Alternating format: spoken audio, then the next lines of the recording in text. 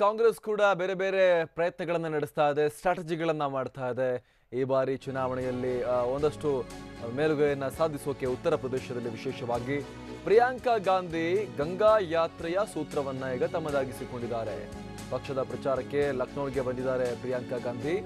ಅವ್ರನ್ನ East ಯುಪಿಯ incharge ಮಾಡಿದ್ದಾರೆ ರಾಹುಲ್ ಗಾಂಧಿ. ಈ ಸಲ ಸಹೋದರಿಯ ನೆರವನ್ನ ಪಡ್ಕೊಳ್ತಾ ಇದ್ದಾರೆ ಈಸ್ಟ್ ಯುಪಿಯಲ್ಲಿ ಹೆಚ್ಚಿನ ಸ್ಥಾನಗಳನ್ನು ಗಳಿಸೋಕೆ. ಹಾಗಾಗಿ ನಾಳೆಯಿಂದ 3 ದಿನಗಳ ಕಾಲ ಗಂಗಾ ಯಾತ್ರೆಯನ್ನ ನಡೆಸ್ತಾರೆ. ಗಂಗಾ ನದಿಯಲ್ಲಿ ಸಂಚರಿಸಿ ಮತಬೇಟೆಯನ್ನ ಮಾಡ್ತಾರೆ. ಗಂಗಾ ನದಿ ತೀರದ ನಿವಾಸಿಗಳನ್ನ ಈ ರೀತಿಯಾಗಿ ಗಮನ ಸೆಳೆಯೋಕೆ ಪ್ರಯತ್ನ ಪಡ್ತಾ ಇದ್ದಾರೆ. ಸುಮಾರು 140 ಕಿಲೋಮೀಟರ್ ದೂರ ಪ್ರಿಯಾಂಕಾ ಗಾಂಧಿ ಬೋಟ್ ಸಂಚಾರವನ್ನ ಮಾಡ್ತಾರೆ. ಗಂಗಾ ಯಾತ್ರಾ ಅನ್ನುವ ಹೆಸರಿನಲ್ಲಿ ಪ್ರಿಯಾಂಕಾ ಗಾಂಧಿ ಈ ಯಾತ್ರೆಯನ್ನ ಮಾಡ್ತಾರೆ. ಪ್ರಯಾಗ್ರಾಜ್ನಿಂದ ವಾರಣಾಸಿವರೆಗೆ ಪ್ರಿಯಾಂಕಾ ಈ ಪ್ರಚಾರವನ್ನ ಮಾಡ್ತಾರೆ.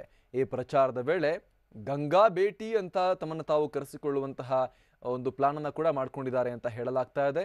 ಇದು ಲಕ್ನೋದಲ್ಲಿ ಪಕ್ಷದ ನಾಯಕರ ಜೊತೆ ಚರ್ಚೆ ನಡೆಸಿ ಇದನ್ನ ಫೈನಲ್ ಮಾಡ್ತಾರೆ ಪ್ರಿಯಾಂಕಾ ಅನ್ನುವಂಥ ಮಾಹಿತಿ ಕೂಡ ಸಿಗ್ತಾ ಇದೆ.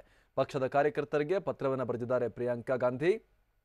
ಅದರಲ್ಲಿ ತಮ್ಮ ಒಂದು ಮನದಿಂಗಿತವನ್ನು ಕೂಡ ವ್ಯಕ್ತಪಡಿಸಿದ್ದಾರೆ. ಕಾರ್ಯಕರ್ತರಿಗೆ ಪತ್ರವನ್ನು ಬರೆದು ಜೊತೆಗೆ ಚುನಾವಣೆಯಲ್ಲಿ ಯಾವ ರೀತಿಯಾಗಿ ಮತವನ್ನು ಚಲಾಯಿಸಬೇಕು ಅನ್ನೋದ್ರ ಬಗ್ಗೆ ಕೂಡ ಮತದಾರರಿಗೆ ಮನವಿಯನ್ನ ಪ್ರಿಯಾಂಕಾ ಗಾಂಧಿ ಆ ಲೆಟರ್ನಲ್ಲಿ ಮಾಡಿದ್ದಾರೆ.